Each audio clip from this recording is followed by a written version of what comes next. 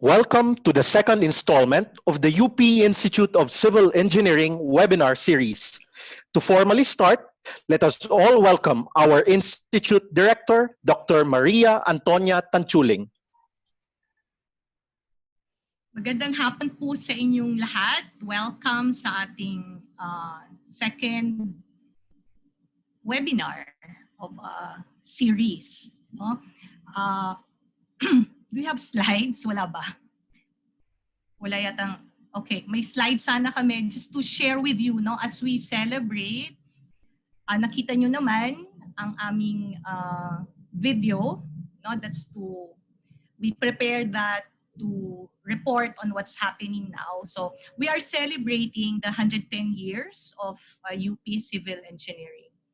So just a recap of our activities and also to enjoin you, no, to participate. So sa June 3 po, we have we launched a photo contest. We'd like to solicit your photos with your stories for of your life in civil engineering. And then, yeah, the video we already presented, that's available in our Facebook page.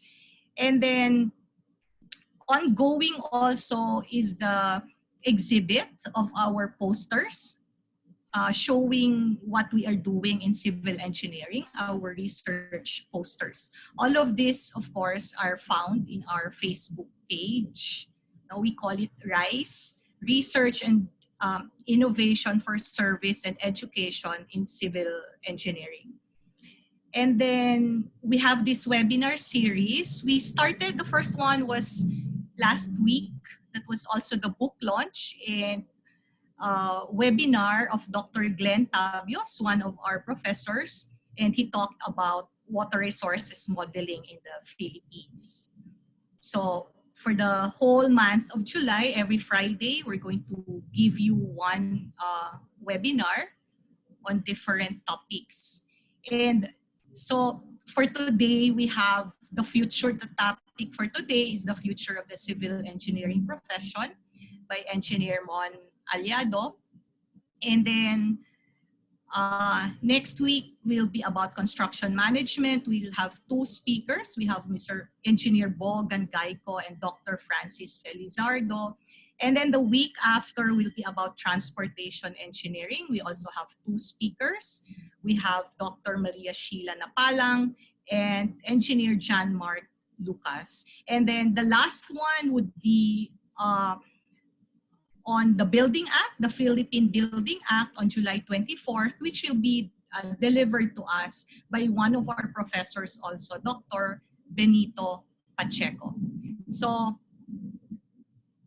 again, no, I'd like to warmly welcome you to the second webinar that we are offering, no, as part of this series. We will present a webinar entitled The Future of the Civil Engineering Profession. July is also Disaster Resilience Month. The Philippines, being one of the most disaster-prone countries in the world, has experienced all sorts of disasters, but nothing prepared us for this medical crisis that we are facing now. The pandemic has drastically changed all aspects of our lives, including the profession that we are in. We live in fear and anxiety over the uncertainty of the times. When will this be over? When the lockdowns are over, can we go back to operating business as usual? What is in store for us as civil engineers? What will be the changes in how we do our work? The uncertainty is overwhelming. As with any situation, equipping ourselves with some information on what is in store, even if that information looks bleak, is a step in alleviating those fears. This way, we are able to prepare for the outcome to make the necessary transition to mitigate the situation. This afternoon, the talk by our esteemed speaker, Engineer Ramon Allado, will shed some light on what is in store for us. When everything is uncertain, some information is reassuring. This information will help us how to move forward. We will have a more proper introduction of Engineer Allado later, but I would like to thank you, Engineer Mon, for being with us as you share your insights with us today. There will be many of us who will benefit from your talk. So at this point, I'd like to express our deepest gratitude to several individuals for helping us disseminate the information for supporting our activity. We'd like to thank the President of PICE, Engineer Bong Suero. We'd like to thank the Executive Director of UPERDFI, Tito Aliga, and the President of UPERDFI, Ferds de la Cruz. Also, Engineer Lily Tumbocon for helping us disseminate this to the PCA. So we'd like to thank the organizations who are supporting us. So aside from PICE, UPRDFI, PCA, UP Alumni Engineers, and of course the CE reps, the students who are helping us with our activities. To our participants, thank you so much for attending.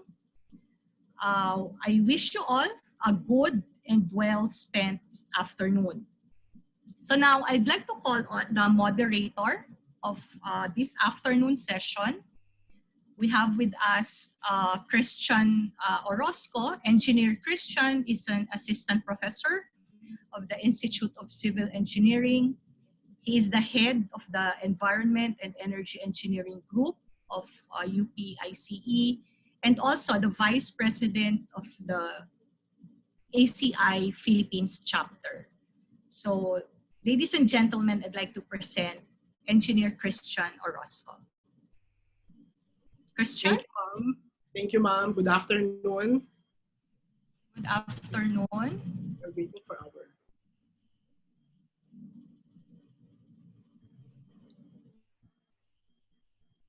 Okay, good afternoon po sa ating lahat and sa mga nanonood sa atin via Zoom and also via Facebook Live.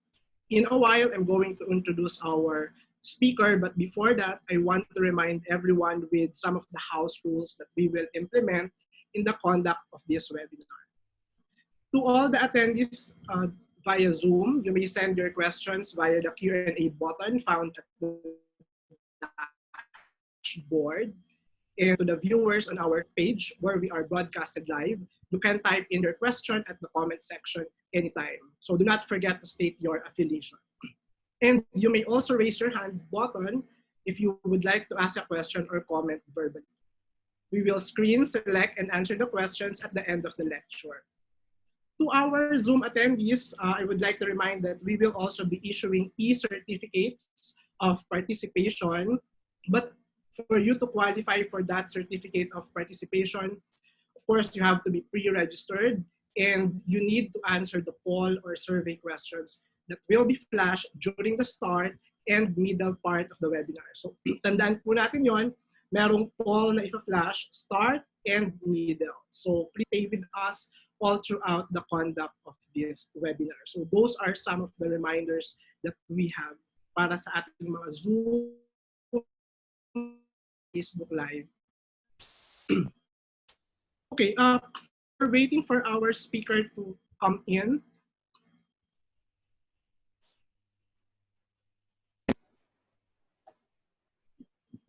Okay, Sir Mon is here. Good afternoon, sir. Magandang hapon. Good afternoon, Christian. Okay, kamusta po kayo dyan? How are you? I'm okay. Having technical difficulties, but God is good. We have a good backup. That's great. That's great. So I think Sir Mon is ready to start. But before he starts with his presentation, I'd like to read some information about him. Kanina, si Ma'am Tonette was actually mentioning that we are living on uncertain times, and that's the reality we are facing today. So this afternoon, we are going to hear some insight, some facts, and some information from someone who has the experience of being in the field of civil engineering for so many years. Our speaker for today is a member of the BS Civil Engineering Batch 1978. So he is a second generation contractor and the president and CEO of Allado Construction Company Incorporated, which was founded by his father, Honorio T. Allado, also a CE alumnus, batch 1934.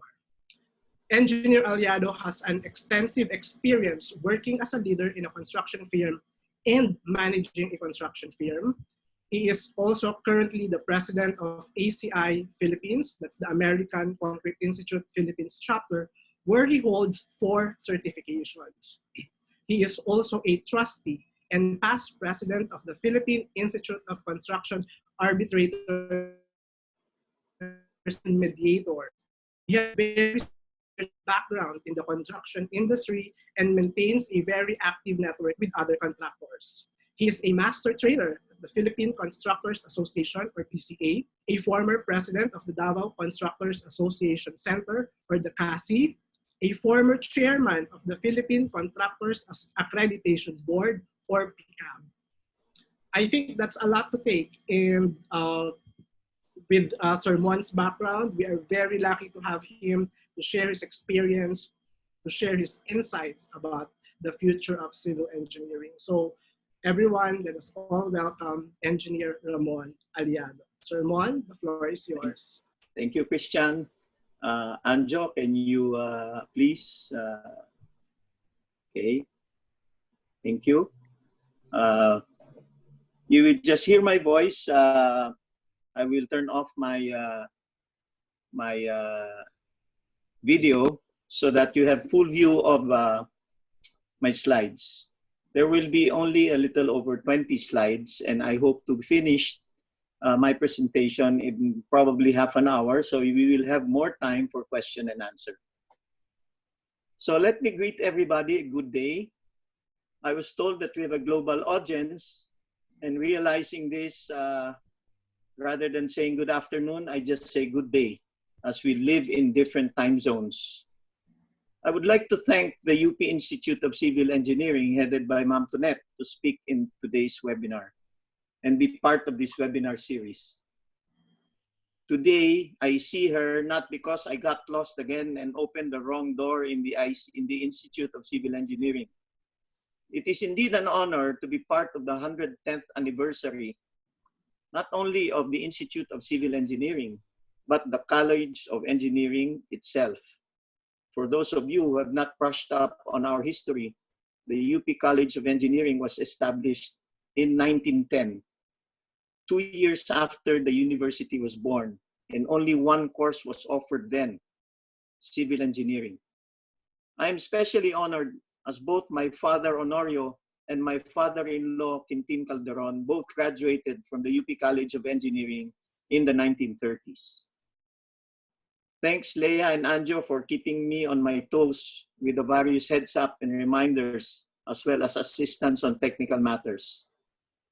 Christian, thanks for reviewing my presentation, for the kind introduction, and for being the moderator today. I take comfort in having a dear friend backstopping me as moderator. If you're looking for a good example on how millennials and baby boomers can get along well, that's Christian and me. Thanks are also in order to my friends from the Philippine Constructors Association.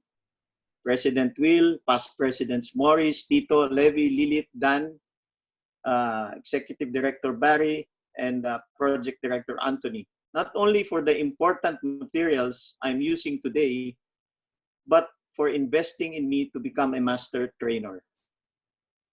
I would also like to thank the sponsors of the numerous webinars that were offered during this pandemic that helped me put together this talk. They are all acknowledged in the various slides that were used. The list is too long for me to mention all of them. Thank you to all of you. Also, I'd like to extend my thanks to PICE and UP ERDFI for their support in this webinar series. Next slide, please. Anjo, next slide. So let's now proceed to the message that I wish to convey to the community of civil engineers. The good news is our future is secure. at the very least for the next 20 years. That's really short term. But for us baby boomers, that's a relief. For the millennials and the Gen Xers, the civil engineering profession will evolve and expand in ways that only your imagination will limit. It is primarily for you that I dare say that the future is even brighter, provided that you can adapt and embrace technology and digitalization. Keeping in mind that your projects must not only be sustainable, but resilient. Next slide, please. To get a better feel of the future, we need to study the past. I have listed in this graphic 14 milestones. These milestones demonstrate the difficulties, achievements, advances, and challenges that mankind faced over the last 110 years. We survived 2 world wars, the Great Depression, and yet produced civil engineering landmarks, both here and abroad, that still stand and function today. We also experienced advances in digital technology that can be traced prominently over these 11 decades, from vacuum tubes to transistors, all the way to silicon chips and advanced microprocessors, the foundation of our digital world. Next slide, please.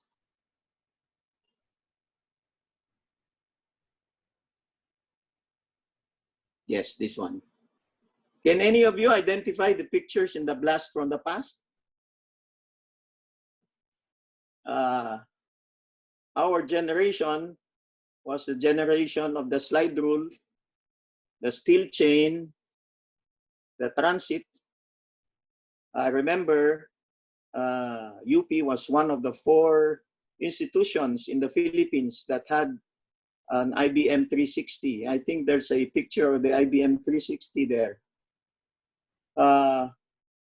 We also have pictures there of, I believe that's a Mac 512K. That's already mid-range PC. Likewise, you can see a picture of a teletype, a fax machine, and a mobile phone. All these devices and improvements took place over a 5-decade period,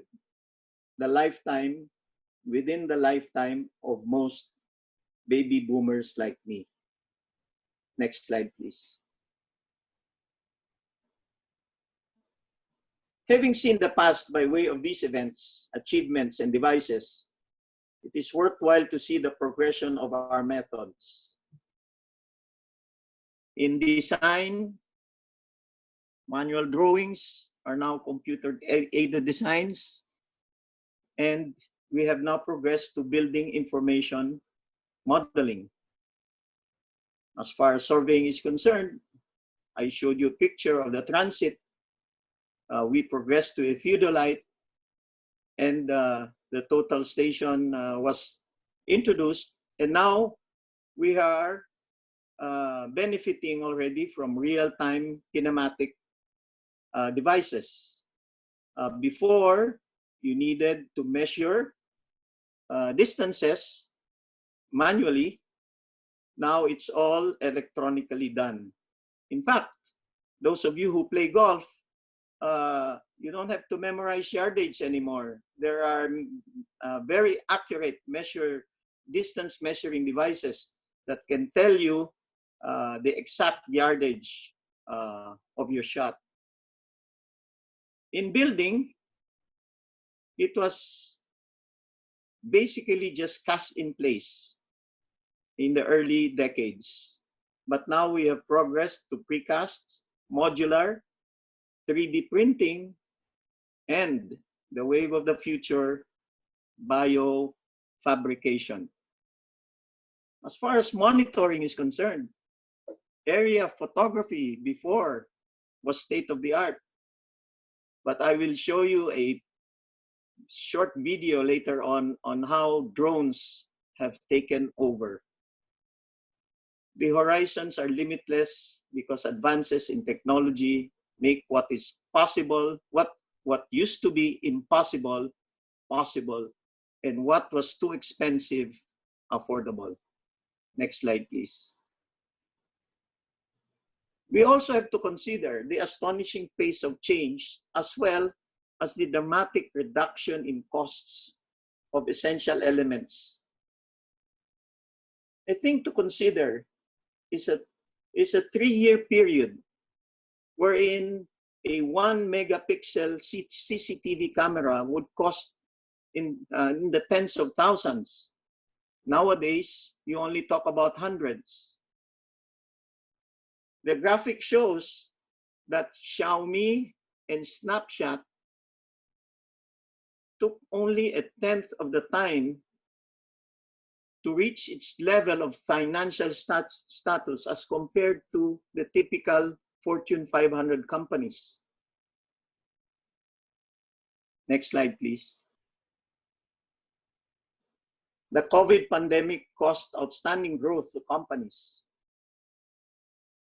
Zoom, the platform we're using today, had a total of 10 million meetings in December 2019.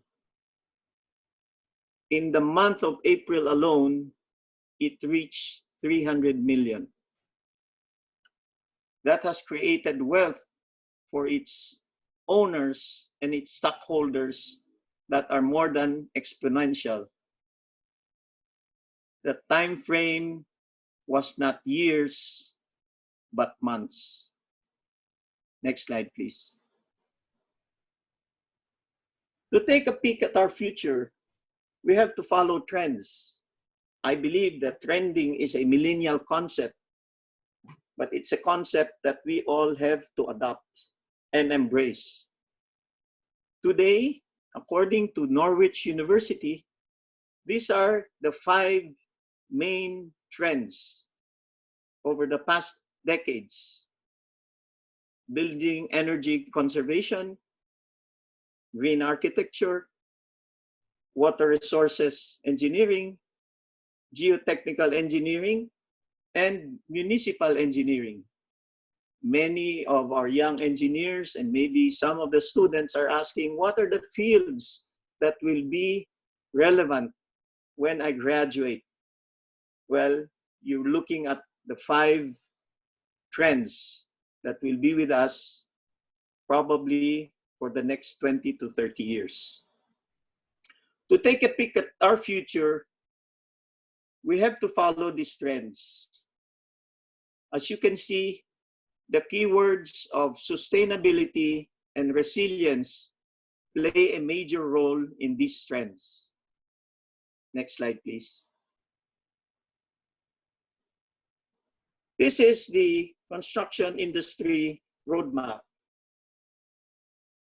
better known as Tatag at Tapat 2020-2030. It has 5 key program clusters, but the major pillars are productivity, sustainability, globalization, and institution. The main theme is transforming the industry to shape the future. We indeed need to transform and shape, and the construction industry roadmap shows us the why, where, and how. In my introduction, I said that our future is secure. Next slide, please. And why is it secure? You can glean it from the next 2 slides. In the Philippines alone, over the next 10 years, there will be over 20 trillion pesos of construction value. If we equate the investment, next slide, please. Worldwide, according to the ASCE, the American Society of Civil Engineers, there will be a $94 trillion global infrastructure gap up to 2040. These figures are staggering. The investments to be made, especially because of the pandemic, has affected the economies of the world, very much like the effect of the Great Depression.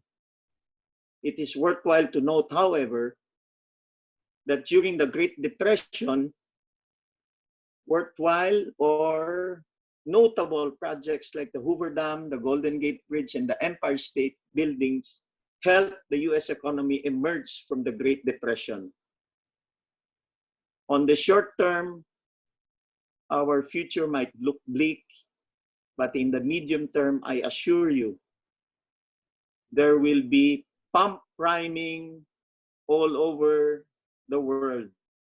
And if pump priming is resorted to, the most important expense is on infrastructure.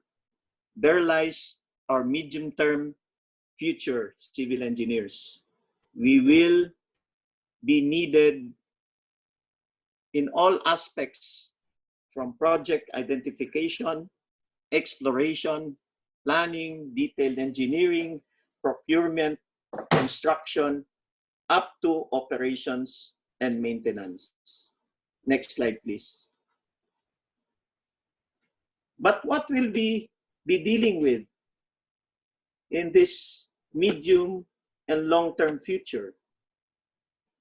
As mentioned by Ma'am Tonette earlier, this month is Disaster Month in the Philippines. And we have our own share of climate disasters. And we will have to be dealing with, as I mentioned earlier, more resilient infrastructure. Likewise, we have to deal with lack of resources. In the webinar and introduction of the book of Dr. Tabios, he mentioned that although the Philippines has a considerable amount of rainfall, we are in danger of our water security. And he says that there needs to be hundreds of water reservoirs that have to be constructed. Built up communities.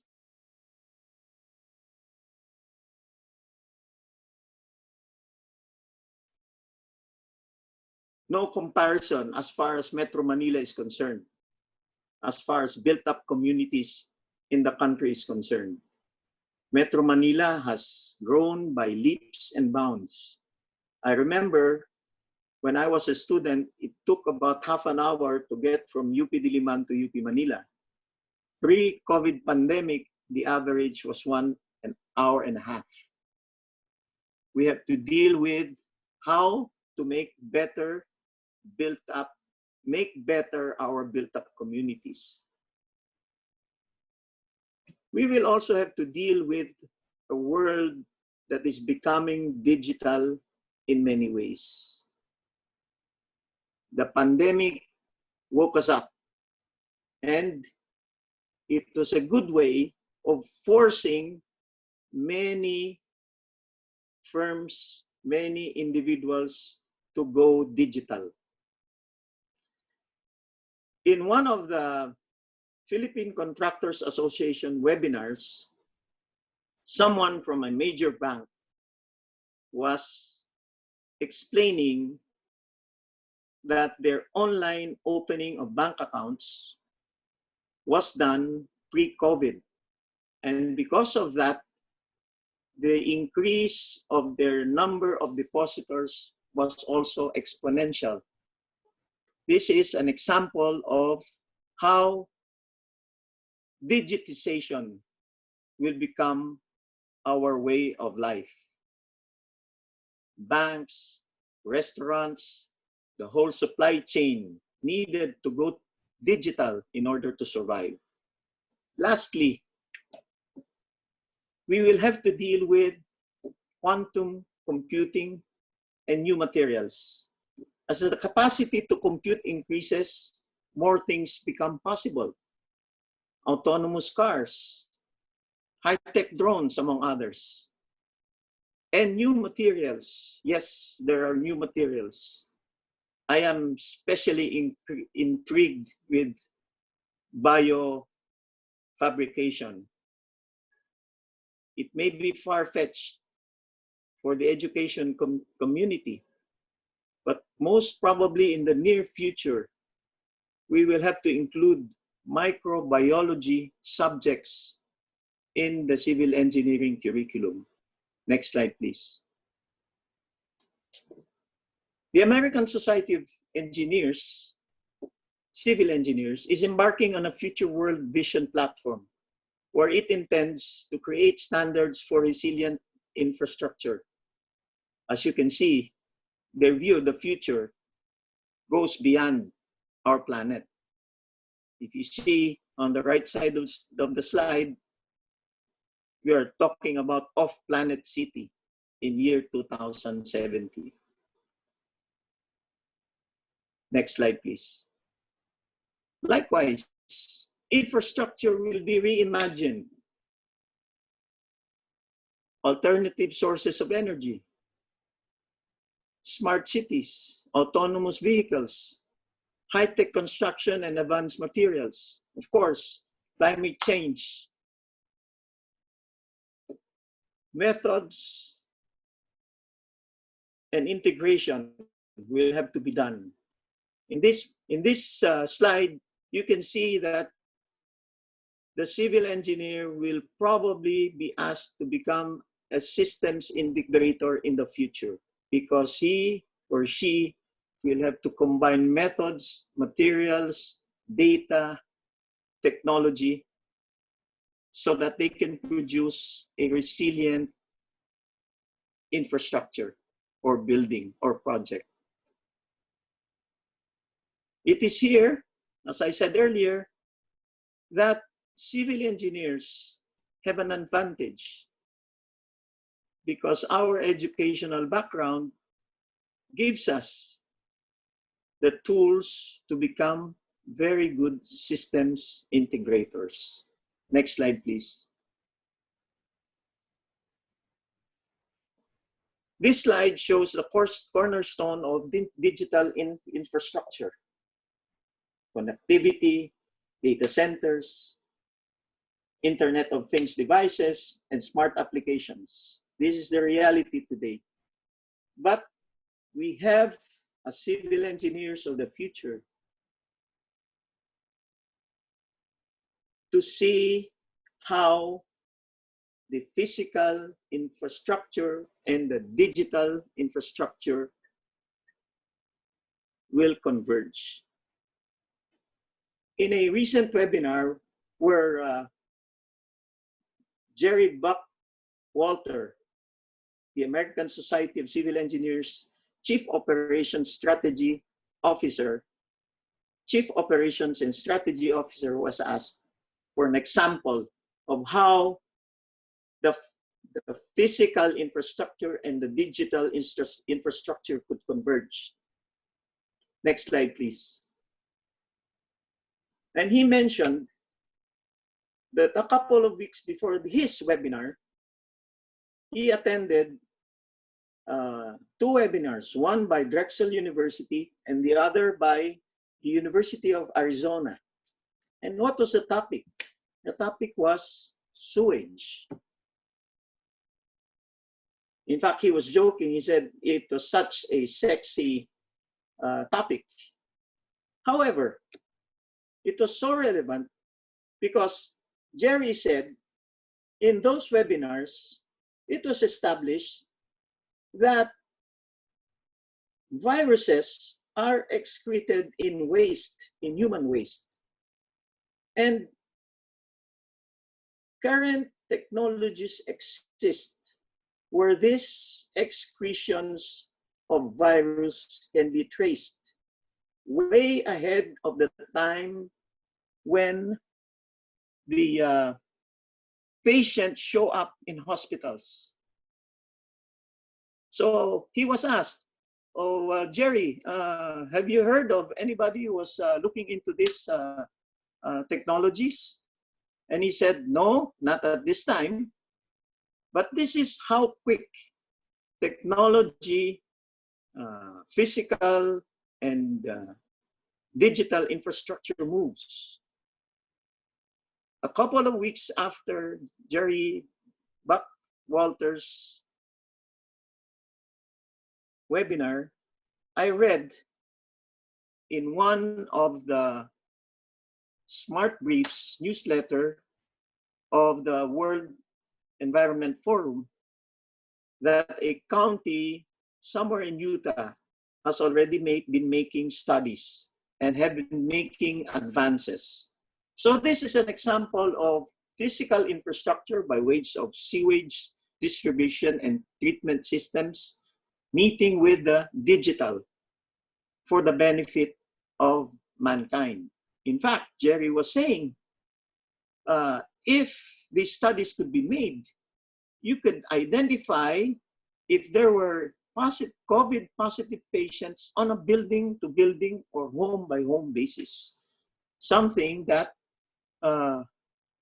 is not only the future, something that we can use in the present. Next slide, please.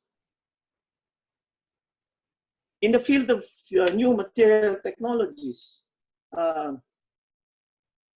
you probably already heard, you probably have already heard about the self-healing properties of concrete. Concrete by itself heals, but studies have shown with the introduction of certain kinds of bacteria and fungi, these self-healing properties are enhanced by introducing these microorganisms. The healing process is not only enhanced, bigger cracks can be healed. And when the cracks are healed, the microorganisms go back to sleep. There are devices that now are introduced to newly placed concrete. And over time, just using a mobile phone, you can monitor temperature, hydration, and if in effect, predict concrete strengths without actual testing.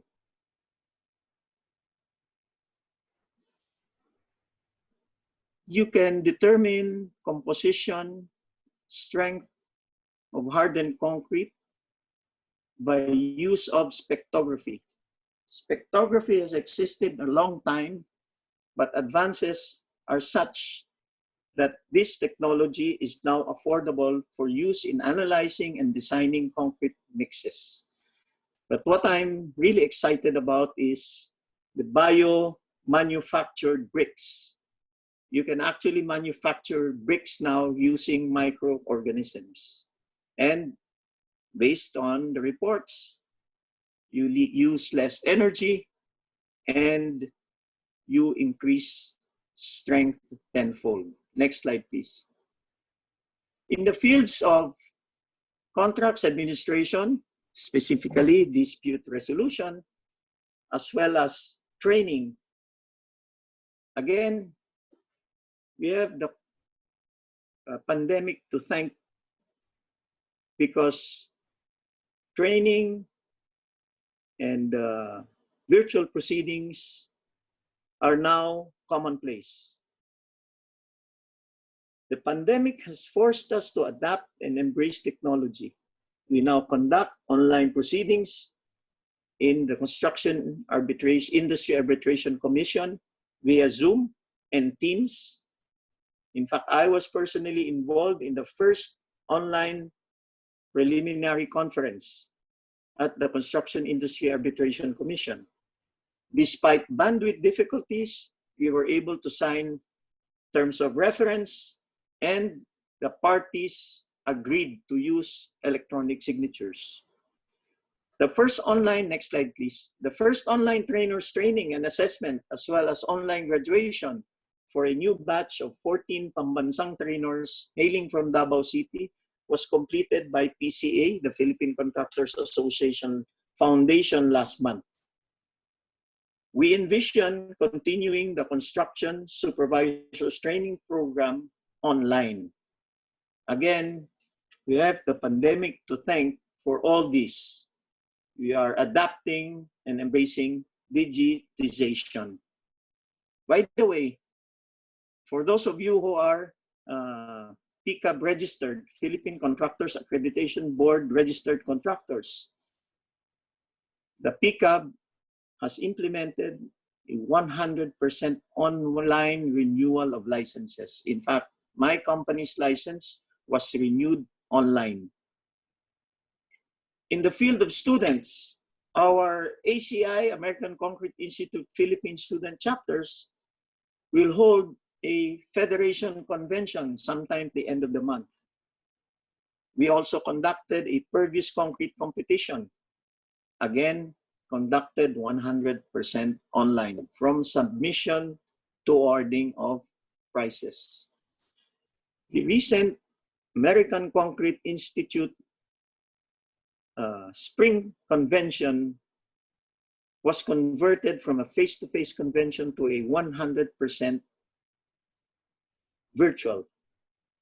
More than 300 committee hearings proceeded and continued with their work.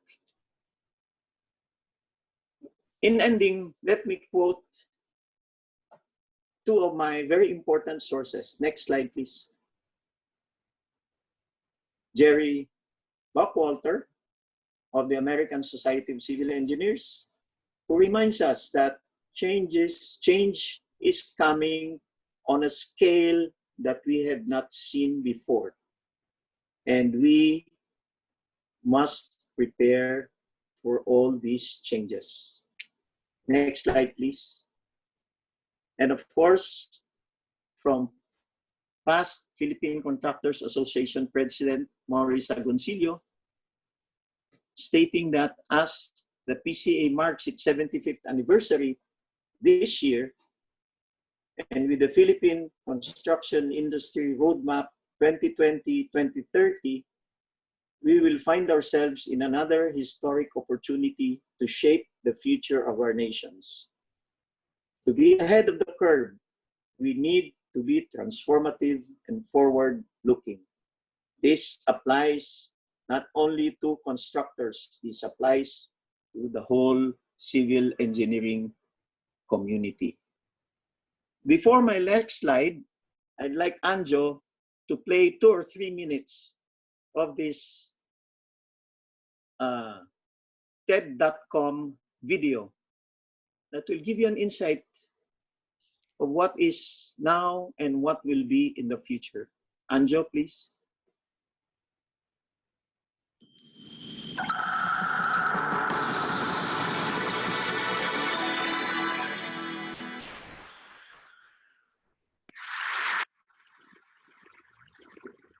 What started as a platform for hobbyists is poised to become a multi-billion-dollar industry. Inspection, environmental monitoring, photography, and film and journalism. These are some of the potential applications for commercial drones, and their enablers are the capabilities being developed at research facilities around the world. For example, before aerial package delivery entered our social consciousness, an autonomous fleet of flying machines built a 6-meter tall tower composed of 1,500 bricks in front of a live audience at the Prac Center in France. And several years ago, they started to fly with ropes. By tethering flying machines, they can achieve high speeds and accelerations in very tight spaces. They can also autonomously build tensile structures. Skills learned include how to carry loads, how to cope with disturbances, and in general, how to interact with the physical world. Today, we want to show you some new projects that we've been working on. Their aim is to push the boundary of what can be achieved with autonomous flight. Now, for a system to function autonomously, it must collectively know the location of its mobile objects in space. Back at our lab at ETH Zurich, we often use external cameras to locate objects, which then allows us to focus our efforts on the rapid development of highly dynamic tasks. For the demos you will see today, however, we will use new localization technology developed by Verity Studios, a spin-off from our lab. There are no external cameras. Each flying machine uses onboard sensors to determine its location in space, and onboard computation to determine what its actions should be. The only external commands are high-level ones, such as takeoff and land.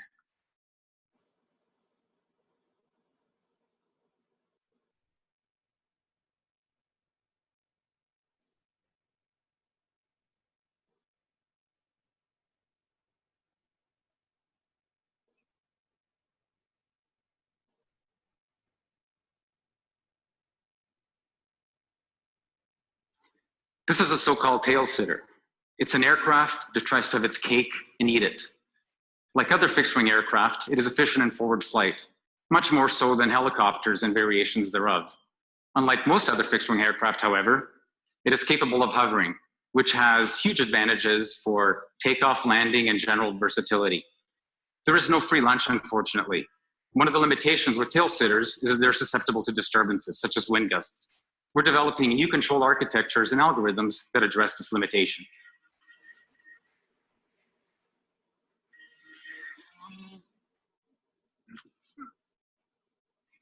The idea is for the aircraft to recover no matter what state it finds itself in.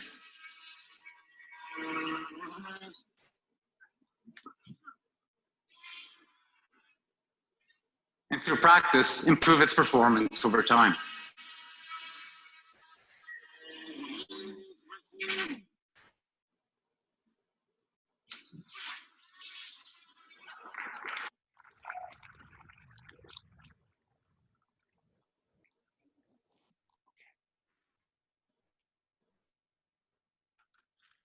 Okay, Anjo.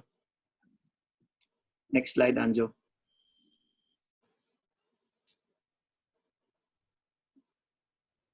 We will give you the web address of TED.com so that you can see more of those types of videos. Remember, that was taped in 2016 February. Can you imagine what has been developed from then to now and for the next 10 years where we will be?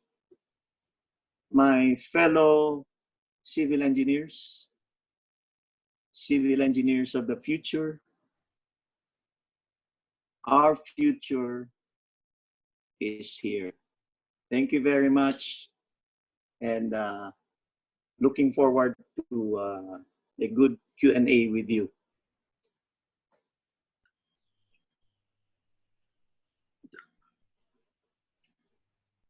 Thank you, Christian. Thank you very much, Sir Mon. Thank you. That was a very insightful presentation talking about what has been done and what will be the direction of our profession in the next so and so years. Before I proceed with our Q&A, I understand there are a lot of questions that has been sent during the pre-registration. I see a lot of questions here on Zoom, and there are also some questions, I think, on Facebook. I'd like first to acknowledge some of our participants. We have a lot of participants in Zoom, so I'm sorry if I cannot name you all. We have here the past president of UPERDFI, Ma'am Chato Calderon, and also the current president, Sir Ferds de la Cruz. We also have Tito Aliga of UPERDFI and Mr. Dante Briones. Of course, we are also being watched by a lot of engineers from PICE and members from ACI and some PCA executives. I also have to emphasize that Engineer Allado is also one of the donors of our professorial chair, the Honorio and Elisa Allado Professorial Chair in 2017. Together with his siblings, they also provide financial support aside from that particular professorial chair. So thank you for that, sir. Okay, perhaps I should start, sir, first with some of the questions that was sent prior to our webinar, this live webinar. These are the questions that were sent via email and during our pre-registration. Also, please don't forget to answer the poll for you to get the e-certificate, and for the other questions, you can post that in our Q&A chat box in Zoom, or you can raise your hand for a more interactive live session. Okay, the first question, sir, here, as I see, is that this is from UST, a UST graduate. The question is, how will COVID pandemic affect the civil engineering profession years from now? And how will the engineering industry deal with the decreasing employment opportunities? Yun po ang first question. So I think many are curious about the effect or the general effect of this pandemic with regards to our professional practice. Well, in the very short term, we should all follow the Jack Ma principle. And what is the Jack Ma principle? Stay alive, survive. Our advantage as civil engineers is if and when we are alive and we survive, we will have much better opportunities than other professions and other professions in the other fields of other fields. Why? I go back to pump priming. In fact, if you follow what's happening in Congress now, they're looking at the Bayanihan 2. And they're also fully funding Build, Build, Build in 2021. We're talking about trillions of pesos. If you go to the United States, it's the same thing. Congress is looking into a $1 trillion pump priming fund. And most of these funds will go to infrastructure. Why? Because first of all, construction has one of the highest multiplier effects. And if you want to pump prime an economy, you pour your money into construction. I hope I answered that question.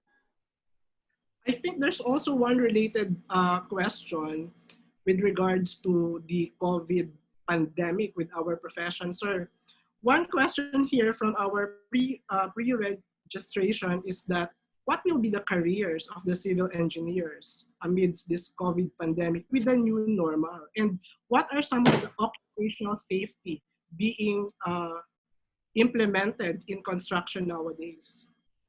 Well, the way I see it, we still have to proceed, but in a different pace, and there will have to be more planning when we implement projects. We cannot go back to the helter-skelter, unplanned way of doing work anymore because we have to follow very strict protocols. I'll just give you an example. Although the construction industry has been given 100% go signal to proceed with work, a lot of job sites are still reluctant in proceeding. Primarily because they have to deal with, number one, the fear of the workers. Number two, because there's additional expense in implementing the protocols that have been set. However, having said that, once we get used to these new protocols, life goes on. And in fact, I would say we will be forced to become more efficient. We will be forced to follow safety standards that we used to overlook before. In all, we will be better professionals. Thank you, sir. So I think there's also an opportunity for us with improving our profession with the pandemic. That's the main point there. I'm very interested when you brought about civil engineers being a system integrator. And one lingering question here is, what do you think are the challenges that we will face for us to transition from our traditional mode as civil engineers to becoming a system integrator itself, so we can, adapt to the changing needs of our time? Well, take for example, the example that I gave about sewage. Okay? Here you're combining the physical. What is the physical? You have sewage treatment plants, you have sewage collection, and the physical infrastructure. You have to integrate that now with the digital. You have to integrate that with now the medical. Yeah. So it's not only the engineering field that's involved. You have the medical field and you have the digital field. You have to integrate all these three so that you come out with a good result. And what is the good result? A better system in warning the health sector about a coming pandemic or spread of the virus. Before, a civil engineer was not expected to think that way. We were just expected to think of building the sewage treatment plant, and that's it. In the future, it will be totally different. And this is a very good example of how the future will be. So I think the future for us is really exciting out there, and the challenge is for us to adapt with all this changing landscape in our field. I'm now going on with, Yes. sir, yes. Go ahead. Go ahead. I'm now going on, sir, with some of the questions that were posted via our Zoom, from our Zoom participants. There's a question here from Marcelino Mendoza. Post-COVID, what you advise fresh graduates of CE to go straight to grad school? Yun po ang tanong, Sir Mon. The problem with going straight to grad school is, I think it would be advantageous for a student to at least go to two or 3 years practice in his chosen field of specialization before he goes to graduate school. That way, he or she will find better relevance in the postgraduate studies. Okay. Thank you, sir. The other question is from Cebu Institute of Technology University, CITU. We are also being watched, by the way, sir, from Luzon, Visayas, and Mindanao, some of our universities there. This is from CITU. How is the Philippines catching up with the global trends in the field of civil engineering? Are we on par or still far from catching up with the other countries?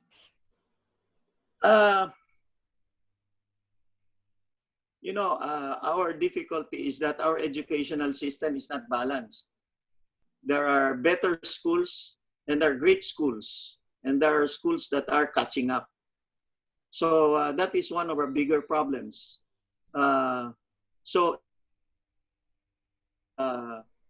Institution you're coming from. But as far as practice is concerned, I don't think we are too far. I don't think we are too far. If ever we are behind. Because our scientists and engineers are in very good demand all over the world.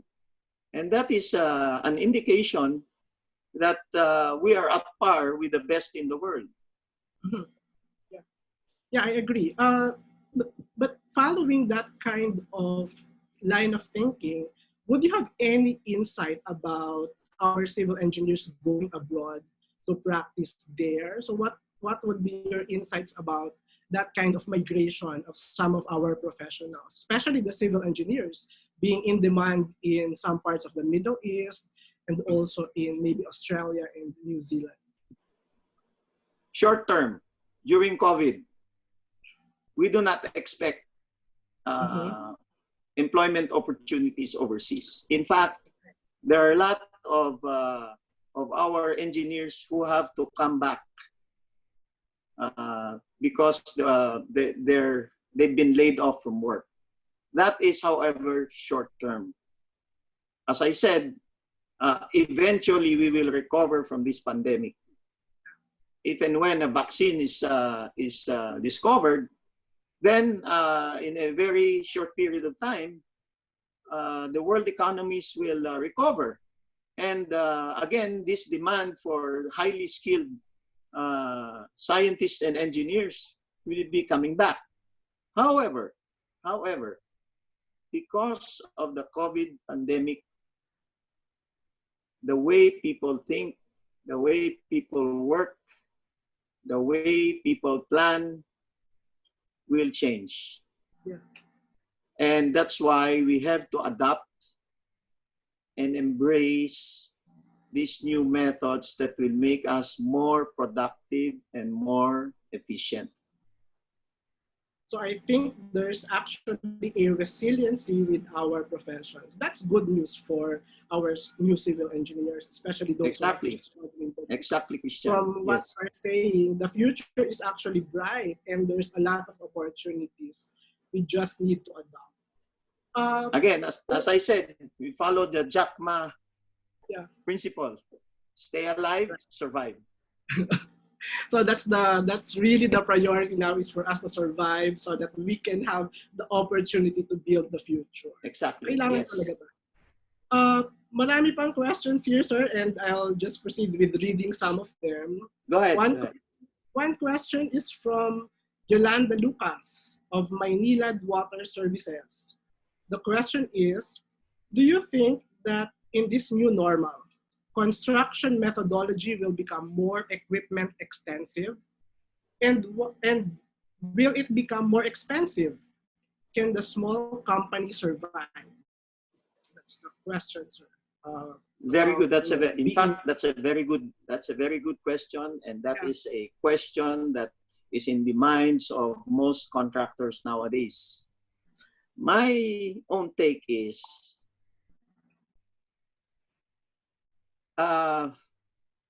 pre-COVID, we were already faced with certain problems. And what were these problems? Number one, the lack of skilled manpower. In fact, if you go back to the slide of the 2020-2030 roadmap, all of these are being addressed. In fact, digitalization is one of those things that were going to be used to address this shortage of skilled manpower. Precast, modular types of construction will become the new normal. Why? Mm-hmm. Because until a vaccine is discovered, things will be different in the job sites. Yeah. Social distancing has to be implemented. Many health protocols will probably influence changes in the way you run your job sites. So these are things that we have to adjust to.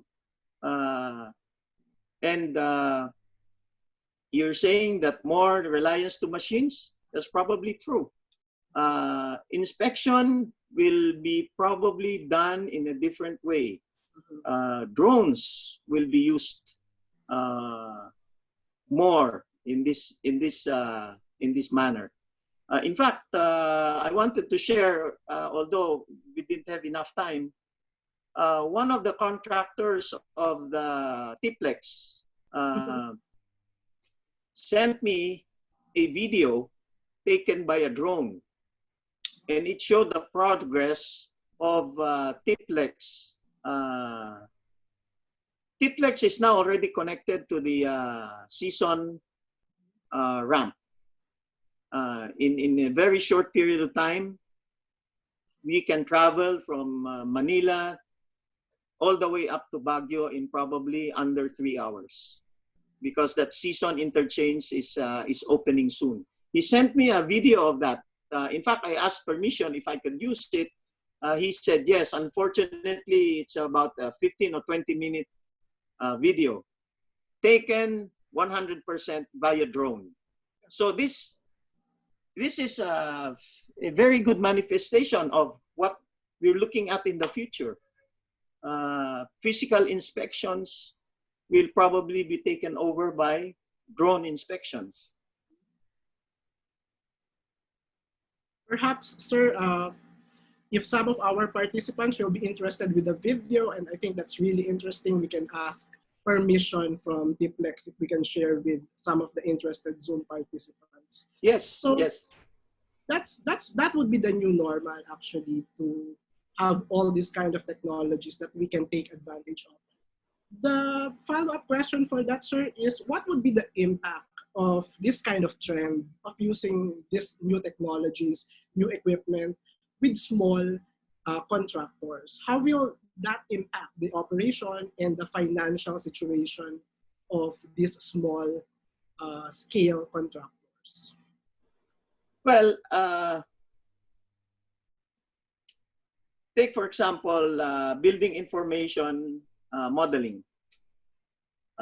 If you invest on the hardware and the software, of course, small companies will not be able to handle the large investments. Yeah.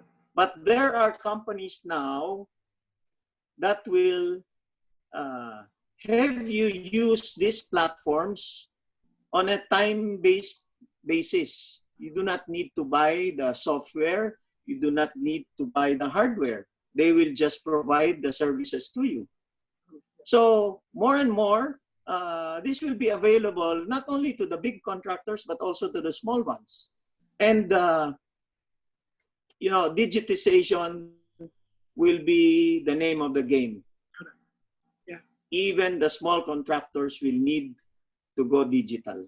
And I think there's always an opportunity for the small contractors to work with the big contractors, right?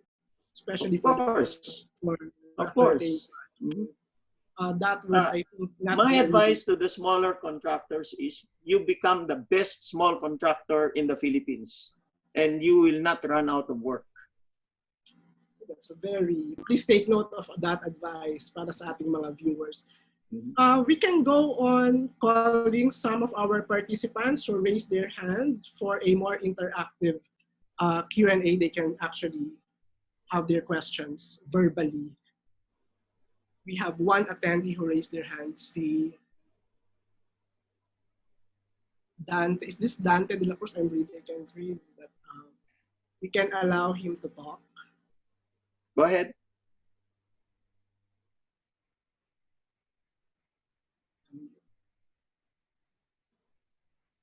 Mr. Sir de la Cruz, are you there? So you Can you unmute yourself, please? So you can actually read the questions. He's on mute.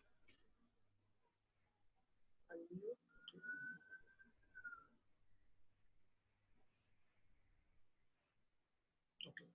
So while waiting for Mr. De La Cruz, I'm gonna read for another questions na lang siguro from, we have 21 questions here on Zoom.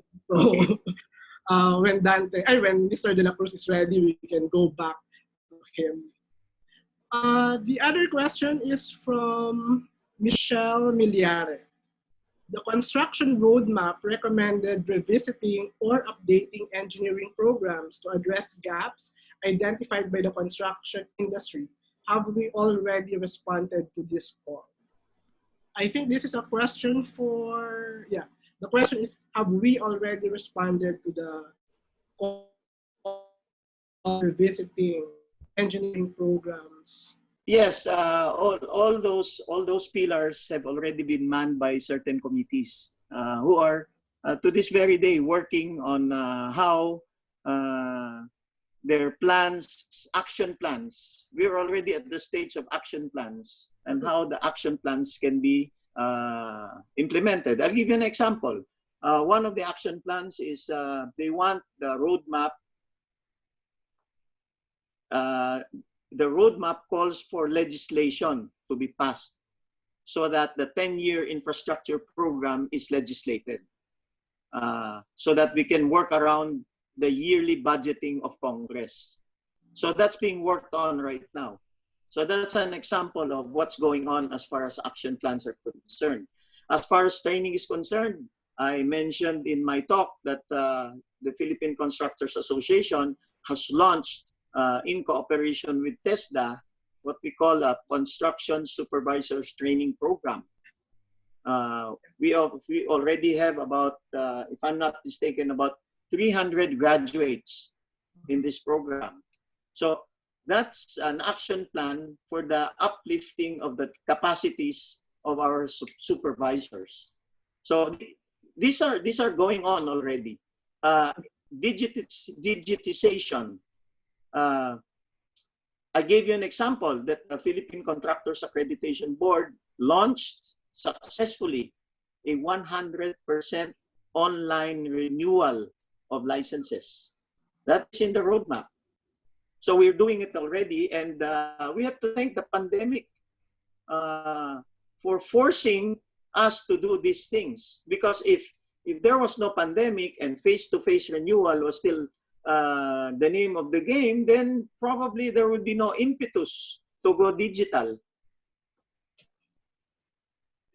So digitization is actually already there, but the current situation accelerated everything. Yes, So yes, it's a window of opportunity. yes. That's why, as I said, if there's anything to thank the pandemic for, it's forcing us to adapting digitization. We have a message here from one of our faculty members who's the speaker last time. I'll just read that. Congratulations, Engineer Mon, for the TED Talk-like webinar. So this COVID crisis can be viewed as a creative destruction phase, which is a time of uncertainty, but open up windows of opportunity. Yeah, in fact, I mentioned Dr. Tabius saying that we need to build hundreds of reservoirs. It's true. One of the thrusts of the government now is food security. And you probably didn't know, 90% of our water resources are being used by agriculture. And then Dr. Tabius is right. We have to preserve our water resources so that agriculture can flourish. Another question, sir. Given that nobody wanted this pandemic, who should be spending for the cost-related expenses to comply with the safety protocols? The project proponent or the owner, or the contractor? This is a question from Concon Madrideos. There's no English word for bayanihan. Okay, and when you say bayanihan, what does that mean? Tulong-tulong, you help each other.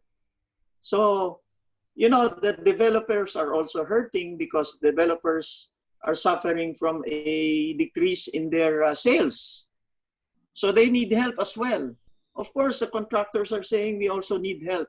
So I think contractors and owners, developers will have to meet halfway. It's a time of crisis. You know, we should follow the Japanese model. In times of crisis, each one helps each other. So if you can handle this cost and share it with the project owner, it's okay. There's a distinction between private construction projects and government construction projects. The government can afford to take care of this expense. And they're willing to do so. In the private sector, it's a little different. Okay. Sometimes, if you're a contractor, you will just talk to your client and say, okay, I will help you this time, but when things get better, you will help me then. And I think most owners are having the same mindset. That's actually one important thing that we have to keep in mind, because with or without the pandemic, we need to work together, sir, di ba? Yun po ang messaging. So because if we are not working together, it will be very difficult for us to deliver a project. Yeah. Someone is really interested about the Pambansang Trainer Program, Sir Mon. If you can briefly talk about, I think you mentioned that earlier, the Pambansang Trainer Program. If you can discuss who can avail of that and what's that about, very briefly. Okay. Now, as you've seen in the roadmap, we need to bridge the gap between unskilled and skilled workers. Okay. The principle behind training is, and training the construction supervisors is this. A very good construction supervisor with a lot of unskilled workers will be more effective than an unskilled supervisor with skilled workers. I guess people in the construction industry know that. A good supervisor has good diskarte. Whereas an untrained or unskilled supervisor will not have this. So the one with diskarte can work better with unskilled workers and become more productive. So this is the rationale behind this. So the Philippine Constructors Association, primarily the PCA Foundation, put together a program They call this the Construction Supervisors Training Program. And they set up 15-day modules ranging from planning, leadership, and the like, skills of the same magnitude that are important to any supervisor. In fact, they contracted with a UK-based company known as People's First. And this program does not only have the imprimatur of TESDA, it also has the imprimatur of ILM, which is an international accreditation body. Having said that, because there's such a program, we need to train trainers. And before the CSTP, or the Construction Supervisors Training Program, was launched, they had to train trainers first. And that is the rationale behind this training. You have to undergo 12 days of training, 4 modules of basic training, and 8 modules of trainers training specific to the CSTP. So if you're interested in becoming a pambansang trainer, you have to allocate time. What we did in Davao was we did 2-hour sessions every day to cover for the 8-hour period. So 1 week was equivalent to 1 day. Okay, thank you. So I think civil engineering, sir, is also moving on honing a lot of skills. That's why we need a lot of training, because profession requires different levels of skills and trainers. Okay, I think Andre de la Cruz posted his question here instead of just delivering that verbally. Ang tanong niya is that, are we considered frontliners in the time of pandemic, the civil engineers, Sir Mon? Depends on what line of work you're in. If let's say you're building a hospital or building a laboratory for this pandemic, I will consider you as a frontliner. But you know, the front lines are not very well defined nowadays. What is important is that we contribute our own share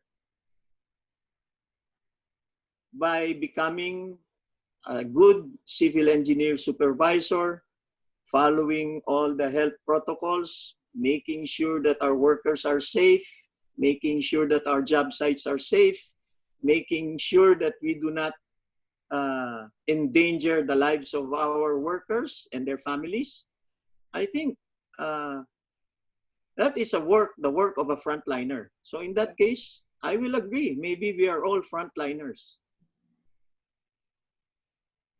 Yeah, I think I also agree with that. And I think there's a lot of work that we do as civil engineers that can be considered as a frontliner work. Especially we need a lot of these quarantine facilities and the likes. There's a question from BPSU, Bataan Peninsula State University, and someone from, I think, Mindanao is saying hi, freshman CE. Hi, Sir Mon. My question is, this is from Hill Cruz. My question is, considering the advancement of technologies in the civil engineering profession, how it is important for us to teach future civil engineers about human-centric design. So Hill is talking about human-centric design. Yes, in fact, there are slides that I showed you that goes with what we're saying about systems integration. Because in the end, especially in the built-up communities, we have to make sure that we deliver to those living in those communities what is rightfully theirs. I think that's what is meant by human. What he meant by human-centric. After all, these communities are for people. So we should address, as civil engineers, we should address the needs of the people. And what are these major needs right now? I mentioned two: sustainability and resilience. So what is sustainability basically? It is that we preserve our environment for future generations. What is resiliency? It is to build infrastructure that will withstand the ravages of, let's say, climate change. Or if it will not survive, it will be easy for the people that choose it to recover.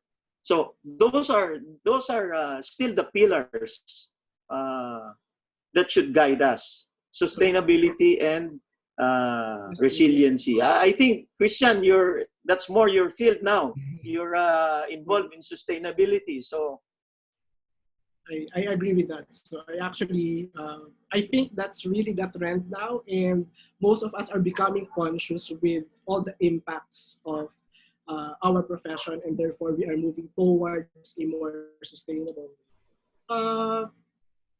We'll proceed with the other questions here. Okay, I think some of them are overlapping, like how the digitization will actually impact employment rate. Earlier, I remember us discussing about the impact of this digitization and using machine with the small contractors, but there's also an interest here on how will it affect the employment, especially we are actually producing a lot of civil engineers every year. This is a question from Kalim Ruben.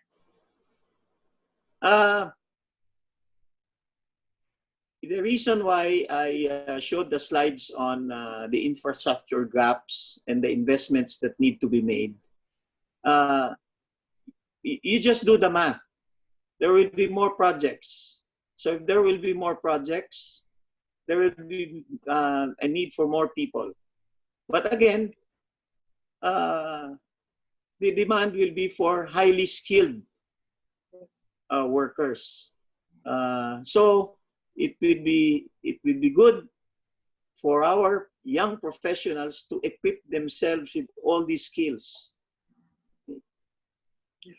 Agree. So there's really a need for us to upgrade our technical skills so that we can adopt with all. Of course, the traditional skills will no longer be enough for us to move forward with our profession. Exactly. It's like if you graduate from the civil engineering course today and you do not know computer-aided design, then you're at a disadvantage. Mm-hmm. Okay. Now, if you have knowledge on building information modeling, then you have an advantage. Mm-hmm. It's as simple as that. Yeah. So there will be some set of skills that will be needed now by the industry for us to integrate everything. So I think that goes for all professions, because digitization is not only for civil engineering but also for the other professions, diba, sir? Yes. I think in a way we are fortunate in our profession, because in our profession, the scope is so widespread. Yeah. You have construction management, you have structural, you have geotechnical, you have water resources. All these fields make us natural integrators, because we have to integrate all these skills to produce a product. That's why it will not be very difficult for civil engineering professionals to migrate into systems integration. Yeah, agree. I will now move to some questions from our Facebook Live. But I'll also go back, of course, with some of the questions from Zoom. We have a lot of pending questions from Zoom, but if we will not be able to address them, we can definitely try to answer them via email. One question from our Facebook, Jesly Kesha Diaz. I think she is from Cebu.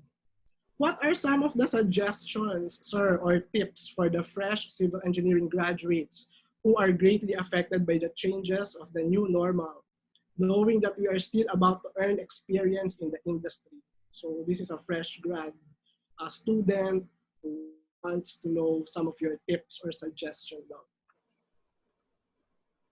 Well, if you cannot find a good company where you can do some on-the-job training work, I encourage you to use the web. There's so much information flying around.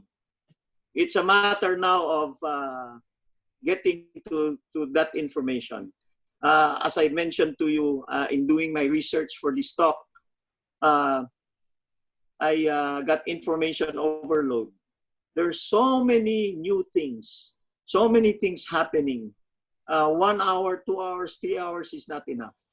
I can send you the links of all this information. Again, it depends on what you're interested in, rather than what you need to do. You have to have some interests before you can really pour your heart to it. Yeah, I think that's a very interesting suggestion to our fresh grads to pursue their passion and interest. Yes, yes. Mm-hmm. I think some people are really confused where will their career go, but that is a very interesting word of advice from someone who has been there. You know, that's one of the problems of graduating as a civil engineer. You don't know where to go. Will I go to construction? Will I go to structural design? Will I go to water resources? Will I go to surveying? Will I go? There's so many things that you can do. And that's really a problem. That's really a problem. So I think that's a double-edged sword, wherein on one side you have more opportunities. On the other hand, because you have those many opportunities, you are now conflicted as to what choice you're going to make. Yeah, but I have good news. Training, it's easy for us to adapt even to another profession. I know a lot of civil engineers that did not pursue civil engineering but are successful in the business field. I have a nephew who is now a pilot. So because of our technical background, it will be very easy for us to move on to another career. Yeah, agreed. I think I also know a lot of people who are in different but really good positions right now. Michelle Miliare wants to say congratulations, sir, and she wants to say congratulations, Ramon, and also for instilling the strive and thrive mantra. Maraming salamat daw. RSC Singapore. So I think we are being watched worldwide from the US and also some ASEAN. He has a comment here. This is more on the pandemic that we're facing now. For the site inspection like rebarks or formworks, inspection or other related activities on site, are we allowing or maybe we adopt to some digital platform? So the question here, sir, is how we move forward with some of our inspection related activities.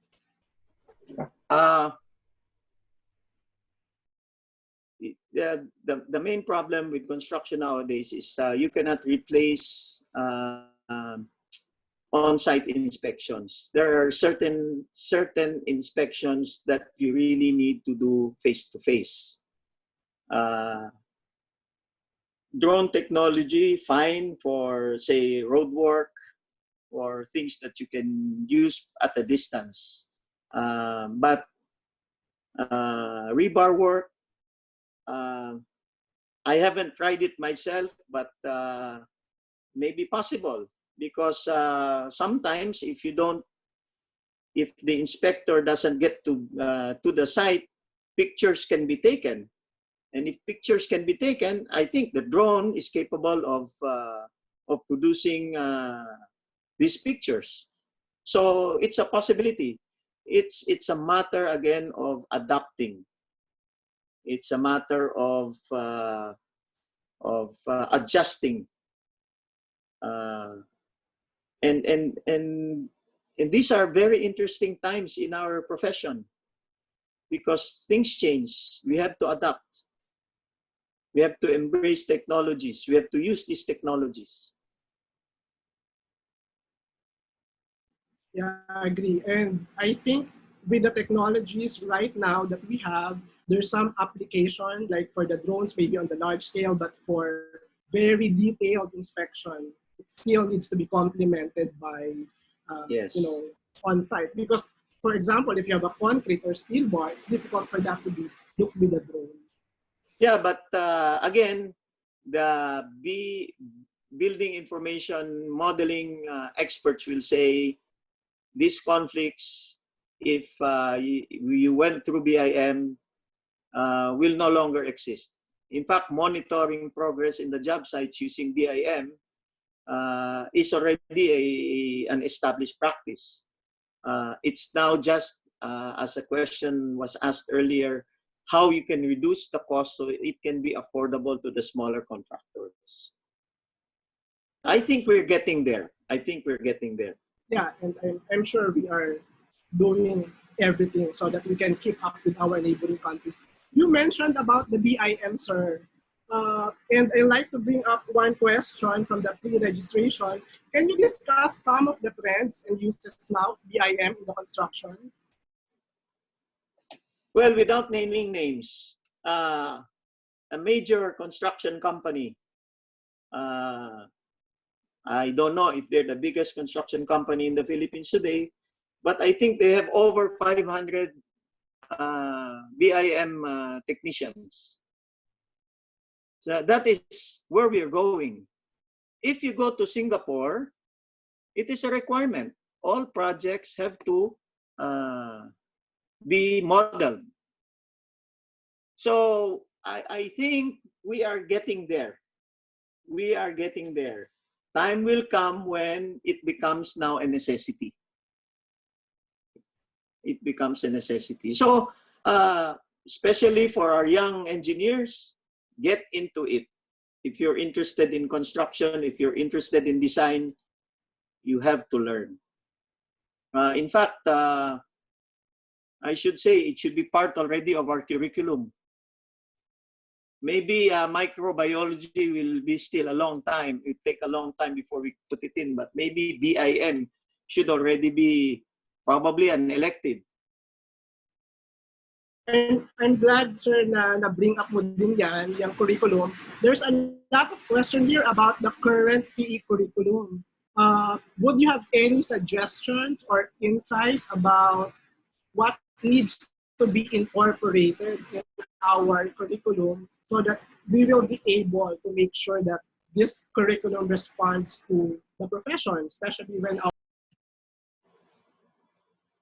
Well, again, that's one of my suggestions. If you can introduce BIM, that will be a big help, especially for those that want to have careers in the construction field. But there are a number of basic courses that I think one of the courses that you need to upgrade on will be on sustainability. There are a lot of courses in sustainability that are not part of our curriculum. Even I don't know if we have a course on resiliency. So these are trends, as I mentioned. Municipal engineering or planning of cities. Again, that's a major trend.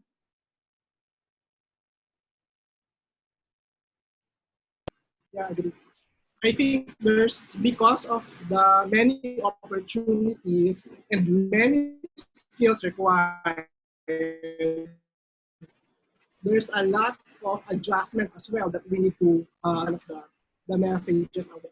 I'll go with maybe last two questions. We still have a lot, but we don't have that time, unfortunately.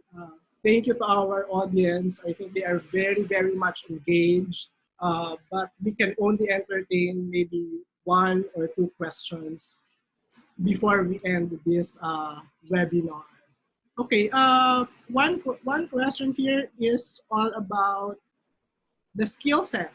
So aside from those that you mentioned, what are the skill sets necessary for us to adapt with the changes in the future actually of our profession? This is an advocacy of mine. Communication skills, very important. If you saw one of the slides from ASCE, it tells about telling the story. Okay? And if you cannot tell the story, how will you be understood? So I think that's one of the major things that our civil engineers, especially the new crop, should work on. Work on your communication skills, spoken and written. Because no amount of digitization will erase the need for communication skills. The more digitized you are, the greater your communication skills should be. So there are actually some of the skills that we need before that we really need more now, even with all this digitization. And communication is a very important aspect in our profession. Diba, Sir Mon? Would you agree? Yes, yes, I agree. So for any field of civil engineering, we need to really communicate so that we will be able to deliver. I think those are all the questions we can enter in.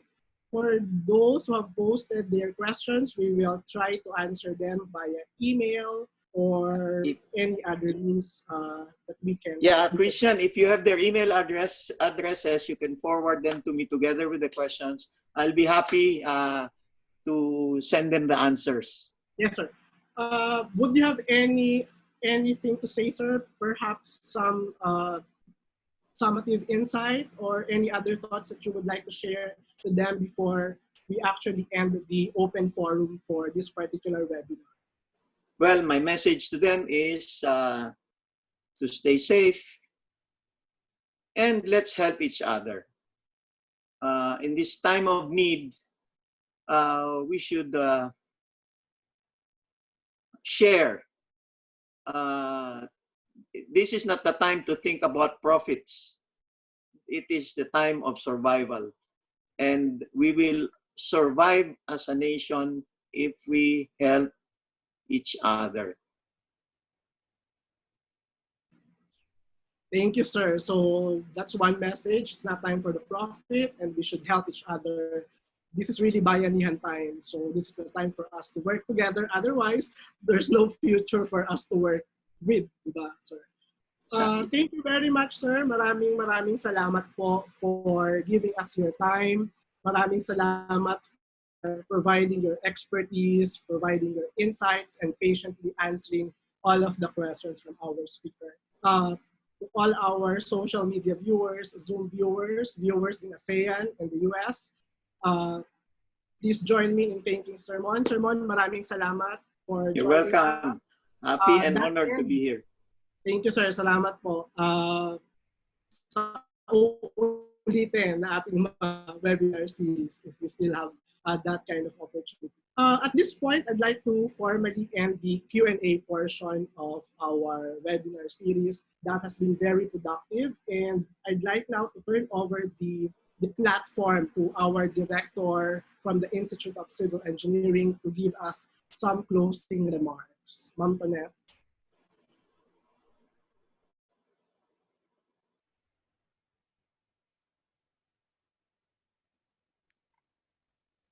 I learned a lot. Napakaganda nung your last statement, no, about your last words for us, no, aside from staying safe, is to help each other. napakagandang reminder. No? I think we will be able to overcome this if we help each other and we act as one. So from your talk was really very helpful. It was very reassuring. No? Parang from the first slide pa lang, you told us that the future for civil engineering is secure, no, for the next 20 years. So I'm sure a lot of us here in the audience had their anxiety levels at least siguro nag-decrease, no? And yeah, you also emphasized that a change is coming and it's at a rate that in a very fast rate. And to be able to survive this, we have to embrace the change and adapt. That's the only way, no? That's the only way we move forward and by trying to adopt and equipping ourselves well, shifting to digitization and expanding our roles as integrator of the physical and the digital aspects. That was a very interesting example that you gave regarding the sewage. I'd like to share, also to advertise that in PICE, because we also have a series of webinars, the first set of webinars that we featured, so per specialty group had their topics. For us in environmental engineering, featured Dr. Francis De Los Reyes. He's an environmental engineer and microbiologist, but he showed us using wastewater, using wastewater as a tracer for the virus. And in fact, as you have also shared, it's very good to use as an indicator because we can see the wastewater ahead of the symptoms in the patient. So just to share with the audience, we in the Philippines, we also try to do that study, together with, of course, we'll do with the GIS experts, the epidemiologists, the environmental engineers. So share lang. And if you're interested, I think it's still in the PICE website that was shown on May 5th. Yeah. Okay, so the pandemic has forced us to change the way we do things for the better. We can say we want to build a better normal, not only a new normal, but a better normal, where we are always considering safety, sustainability, and resilience. Yeah. So thank you so much to all of our participants for attending, for actively participating, for your comments and your questions. We are happy to see that our participants are coming from the different parts of the country. We saw participants from Cebu,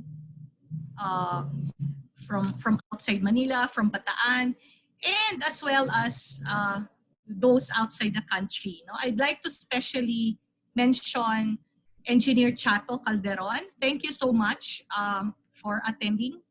She's in the US, so this is a difficult time for her, but she made an effort to be here. Thank you po, Ma'am Chato. Again, thank you to our sponsors who helped us launch this event. Again, for PICE, PCA, and UPRDFI. So sa susunod po ulit, we hope to see you next Friday. It's also going to be about construction and project management, again at 3 p.m. Maraming salamat. Bye-bye.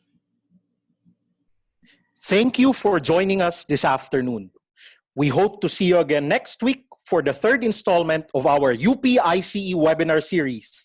Do not forget to follow us in all our social media accounts. Stay safe, everyone.